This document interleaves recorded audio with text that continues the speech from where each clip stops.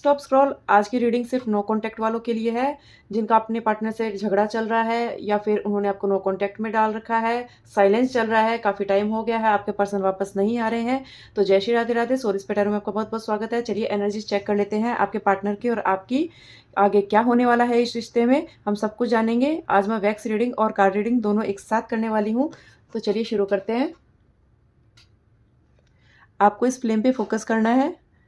अपने पार्टनर का नाम मन में लीजिए, उनका फेस याद कीजिए। आप जब रिलेशनशिप में थे, जो अच्छा फेस चल रहा था आपका, आपको वो टाइम याद करना है। ये कलेक्टिव और जनरल रीडिंग है, जब आएगी तब आएगी, जब भी आपके पास आएगी रेजोनेट करेगी। जितना आपसे रेजोनेट करे उतना क्लेम करे और बाकी का आपको ड्रॉप कर देना है। तो चलिए अभी शुरू करते हैं। इसमें जो भी नंबर्स, लेटर्स, एनर्जीज आएंगी मैं आपको बताते जाऊंगी। इस वीडियो को देखने वाले जो लोग नो कांटेक्ट में है, ये उनके लिए सिर्फ एक रीडिंग नहीं है, ये एक पूरी कहानी है शुरू से लेकर उस वक्त तक की जब आपका झगड़ा हुआ था या नो कांटेक्ट हुआ था, जब सब कुछ रुक सा गया था। इसमें मुझे सी की एनर्जी दिखाई दे रही है, सी लेटर दिखाई दे रहा है, सॉरी, मुझे क्वेश्चन मार्क दिखाई दे रहा है। मुझे लगता है कि बहुत सारे सवाल हैं, बहुत सारे सवाल हैं। 5 की एनर्जी आ रही है। राशि की अगर मैं देखूं तो मुझे टॉरस दिखाई दे रही है, लिब्रा, एरिस, कैप्रिकॉन। और नंबर्स मुझे 2 भी दिखाई दे रहा है, 4 दिखाई दे रहा है, 6 दिखाई दे रहा है। ये नंबर्स ज़्यादातर रिलेशनशिप, स्टेबिलिटी और कार्मिक बॉन्ड को दिखाते हैं। लेटर्स मुझे दिखाई दे रहे हैं ए, एस, आर, एम और के।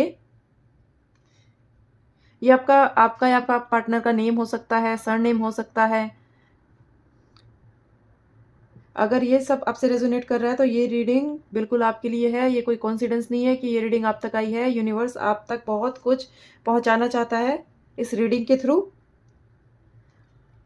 इस रीडिंग की जो कार्ड की शुरुआत हुई है वो द एम्प्रेस की एनर्जी से हुई। ये वो फेज था जहां तुमने बिना सोचे समझे अपना दिल खोल के रख दिया था। तुमने केयर की, जो कि तुम्हारे नेचर में है, उसको समझा, वेट किया। तुमने इस इंसान को इमोशनली सेफ फील करवाया है। तुम उसके लिए सिर्फ पार्टनर नहीं थे, तुम उसके लिए कंफर्ट जोन थे। तुम्हारी एनर्जी एक माँ की तरह है जो केयर करने वाली होती है, वो भी बिना कोई कंडीशन के। ऐसी एनर्जी आ रही है मुझे। यू की एनर्जी भी इसमें दिखाई दे रही है, पी दिखाई दे रहा है, सी मुझे बार बार में बनता हुआ दिखाई दे रहा है। उस टाइम तुम्हारा प्यार बिल्कुल प्योर फॉर्म में था। आपको उससे सिर्फ इतनी एक्सपेक्टेशन थी कि वो अपनी फीलिंग्स आपके साथ शेयर करे, आपको समझे। लेकिन आप उसने नहीं समझा और आप बार बार यही सोचते रहे कि आज नहीं तो कल वो समझ जाएगा मेरे प्यार की कीमत। लेकिन ऐसा नहीं हुआ। यहीं से ये इम्बैलेंस आपका स्टार्ट हुआ।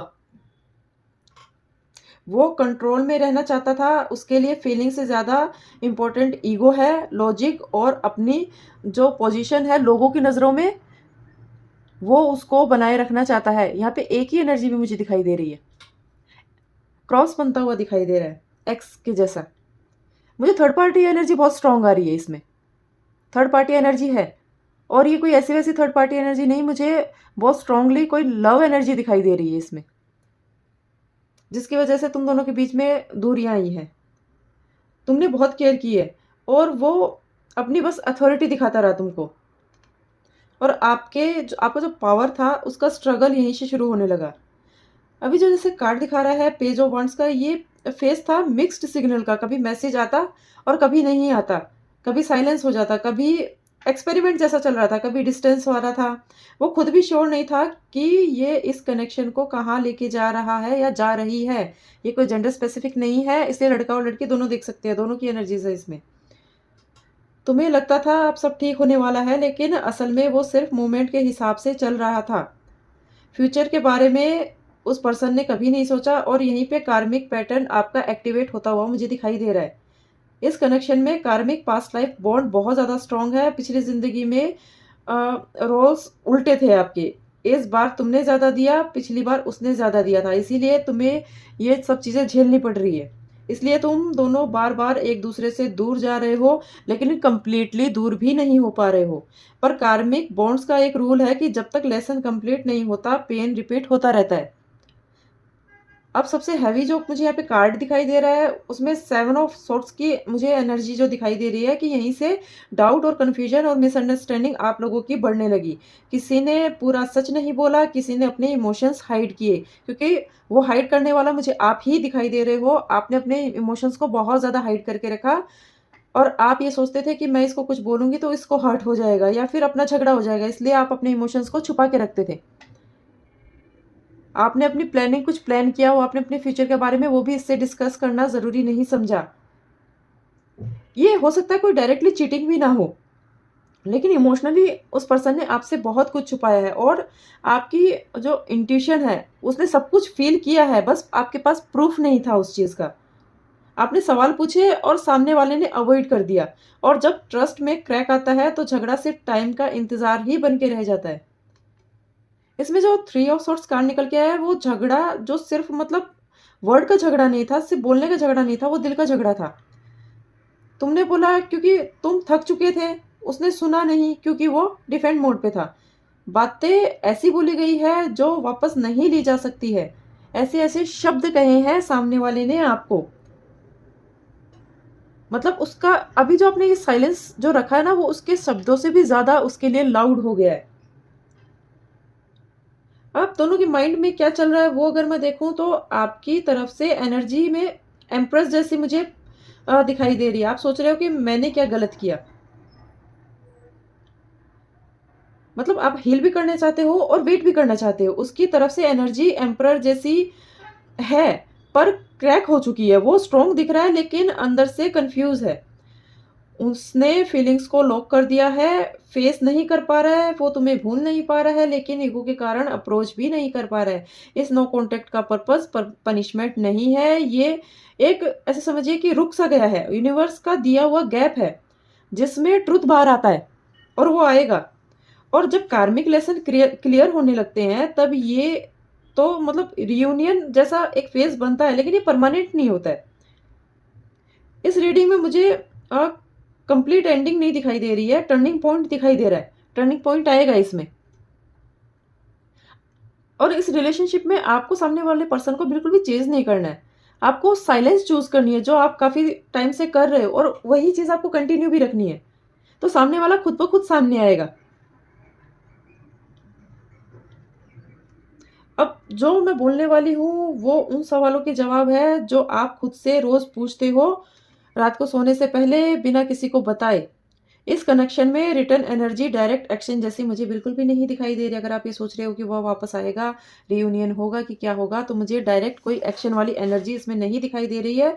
मतलब ये ऐसा नहीं है कि वो अचानक एक दिन फुल कॉन्फिडेंस के साथ आके बोले कि मुझे सब समझ आ गया है, मुझे रियलाइज़ हो गया। नहीं, यहाँ वापस आना धीरे-धीरे है। पहले वो आपको स्टॉक करेगा, पहले तुम्हारी स्टोरीज़, स्टेटस, एक्टिविटीज़ देखेगा, पहले तुम्हारे बिना खुद को कॉम्प्रोमाइज़ करेगा कि तुम्हारे साथ लाइफ़ कैसी थी, अब कैसी हो गई है मेरी, कंपैरिज़न करेगा वो उस चीज़ में।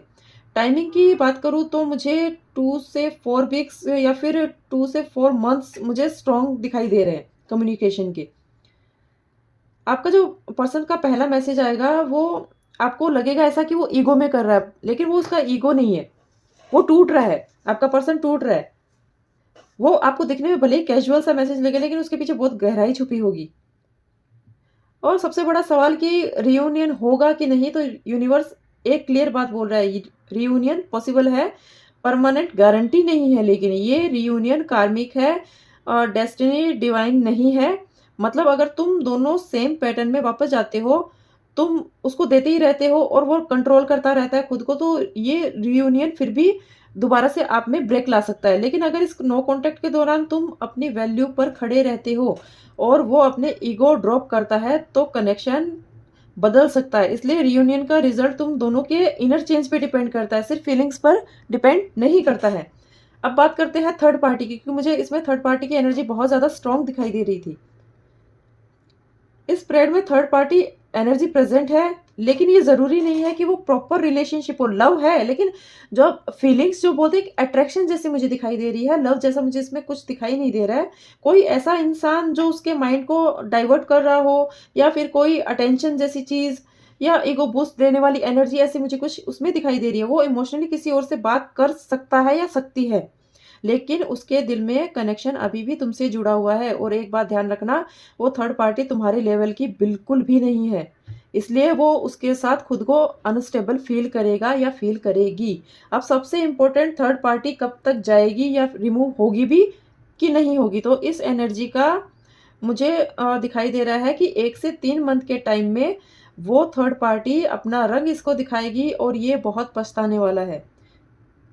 उसको समझ जाएगा कि उसने क्या खोया है, क्योंकि आप रिप्लेस करने लायक एनर्जी थी ही नहीं। जैसा उसने सोचा था, उसने सोचा था कि मैं बहुत आसानी से इस रिलेशनशिप से निकल जाऊँगा, लेकिन जब आपने साइलेंस चूज़ किया, वो आदमी बिल्कुल टूट गया उसके बाद। जैसे ही रियलिटी हिट करेगी, वो कनेक्शन फेड हो जाएगा उसका, और तभी तुम्हारी याद उसको और भी ज़्यादा सताने लगेगी। लेकिन यहाँ एक वार्निंग भी है कि जब वो वापस आए तो वो कन्फ्यूज़्ड वर्ज़न में आ सकता है, हील वर्ज़न में नहीं। इसलिए यूनिवर्स तुमसे कह रहा है कि तुम्हारा काम सिर्फ़ वेट करना नहीं है, तुम्हारा काम स्ट्रॉन्ग बनना है। अगर तुम रेडी नहीं हो, तो रियूनियन का प्लान आपका फेल भी हो सकता है, और रियूनियन अगर हो भी गया तो सेम पैटर्न दोबारा से रिपीट भी हो सकता है। इसलिए नो कॉन्टैक्ट का असली पर्पज़ ये नहीं है कि वो तुम्हें मिस करे, असली पर्पज़ ये है कि तुम अपनी पावर को समझो, उसको वापस लेके आओ। जो तुम उस रिलेशनशिप में आने के बाद जो तुम अपनी वैल्यू खो चुके हो, उसको वापस लेके आओ।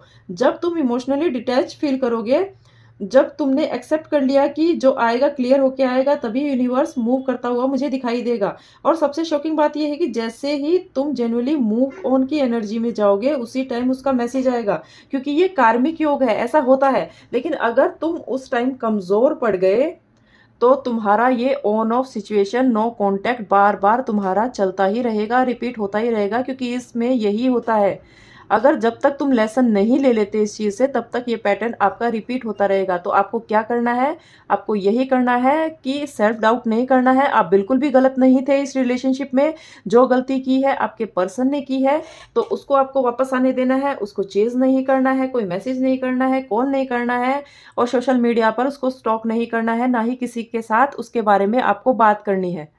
खास करके जो इंसान उससे जुड़ा हुआ है, उससे तो आपको बिल्कुल भी नहीं करना है। आपको बिल्कुल भी नहीं जताना है कि आप उससे प्यार कर रहे हो, आप उसको मिस कर रहे हो, नहीं। उसको ये दिखाना है कि आप मूव ऑन कर चुके हो, और उसके बाद ही उस पार्टनर के वापस आने के चांसेस स्ट्रॉन्ग बनते हैं। तो आज की कैंडल पूरी हो चुकी है, तो आज की रीडिंग को यहीं पे ख़त्म करते हैं। अगर ये भाग आपसे रेजोनेट करता है तो लाइक, शेयर और फॉलो ज़रूर कीजिए। कमेंट में 1111 लिखना मत भूलना, और ऐसी ही रीडिंग के लिए आप मुझे फॉलो करते रहिए। पर्सनल रीडिंग के लिए स्क्रीन पे दिख रहे नंबर पे मुझे व्हाट्सअप मैसेज कीजिए। मैं पर्सनल रीडिंग के चार्जेस लेती हूँ, फ्री रीडिंग के लिए मुझे मैसेज ना करें। तो चलिए आज के लिए इतना ही। जय श्री राधे राधे।